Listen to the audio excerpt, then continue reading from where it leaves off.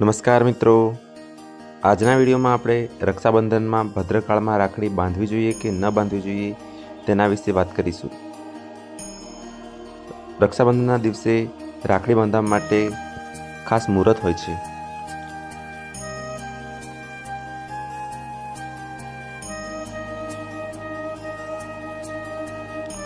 રક્ષાબંધનમાં ભદ્રકાળમાં રાખડી ન બાંધવી જોઈએ। ત્યાં જ રક્ષાબંધનના દિવસે રાખડી બાંધવા માટે સવારમાં કોઈ મુહૂર્ત નથી। જાણો રાખડી બાંધવાનો શુભ સમય ક્યારે છે।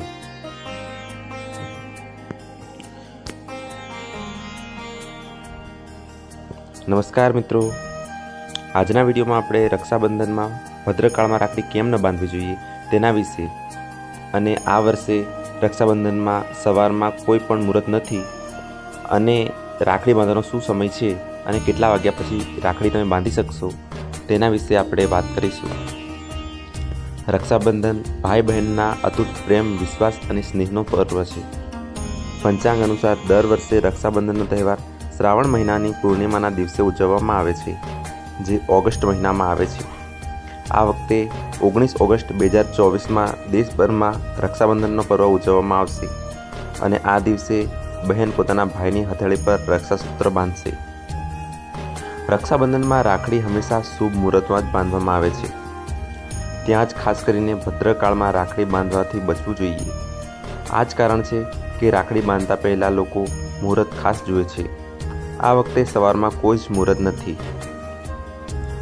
રાખડી બાંધવા માટેનું સવારે મુહૂર્ત કેટલા વાગ્યા પછી છે? 19 ઓગસ્ટની શ્રાવણ પૂનમ પર સવારે 3 ને 4 વાગ્યાથી પૂર્ણિમાની તિથિ લાગી જશે, જેનું સમાપન રાત્રે 11:55 પર થશે। આખો દિવસ પૂર્ણિમા તિથિ રહેવા પર સવારે રાખડી નહીં બાંધી શકાય, કારણ કે આ દિવસે સૂર્યોદય પહેલાં જ ભદ્રાનો પડછાયો રહેશે, જેનું સમાપન બપોરે 1:29 પર થશે। આપણે કેમ ભદ્રકાળમાં રાખડી ન બાંધવી જોઈએ તેના વિશે હવે વાત કરીશું। હકીકતમાં ભદ્રકાળમાં રાખડી બાંધવી ખૂબ જ અશુભ માનવામાં આવે છે। માન્યતા છે કે રાવણની બહેન શૂર્પણખાએ તેને ભદ્રકાળમાં રાખડી બાંધી હતી, જેના કારણે જ તેના પૂરા કુળનો વિનાશ થઈ ગયો હતો અને તે જ તેના મૃત્યુનું કારણ બની હતી।